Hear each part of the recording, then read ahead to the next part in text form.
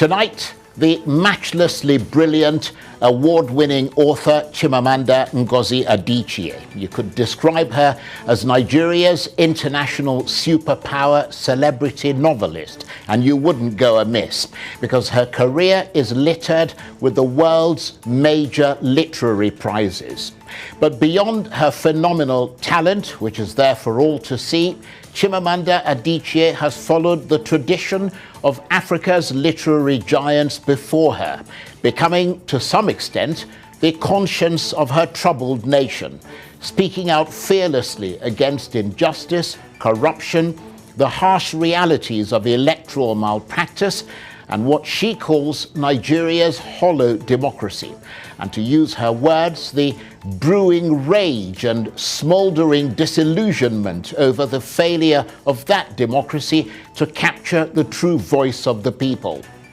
But as she tries to transform the narrative by writing an open letter to the US President Joe Biden, published in the Atlantic Daily, about, as she put it, the unacceptably and unforgivably flawed 2023 presidential election, how much is that chronicle resonating within and outside Nigeria?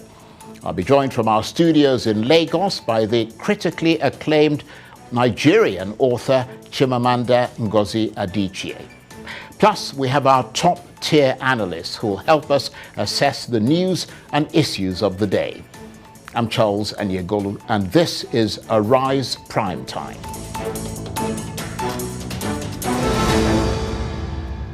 Welcome back to Arise Prime Time. I'm Charles Anyegolu. Now, my top guest today is the rousingly talented, award-winning writer Chimamanda Ngozi Adichie, who has etched her name in history as an international best-selling author, ranking with the best of them across Africa and the world.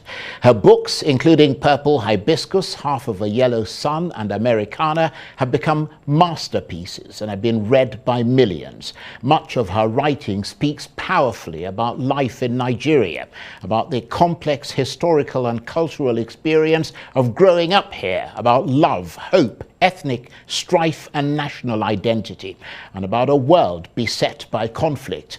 And now, in the wake of Nigeria's disputed 2023 presidential election, she's delivered what some have called a landmark article titled Nigeria's Hollow Democracy.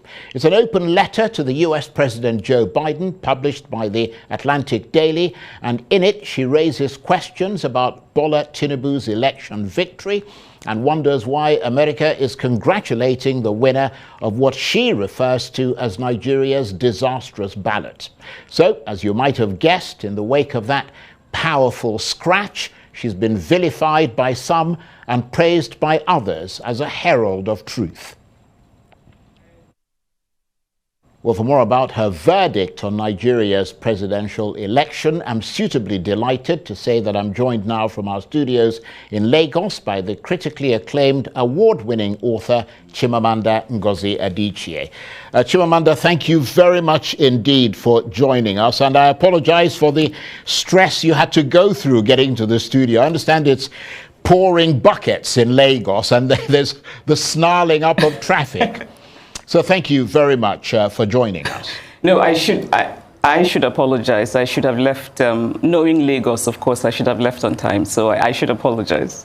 Well, the most important thing is that you're here. So let's get straight into it, because you called the 2023 presidential election a slap to the face of the Nigerian people and insults to the collective intelligence of Nigerians.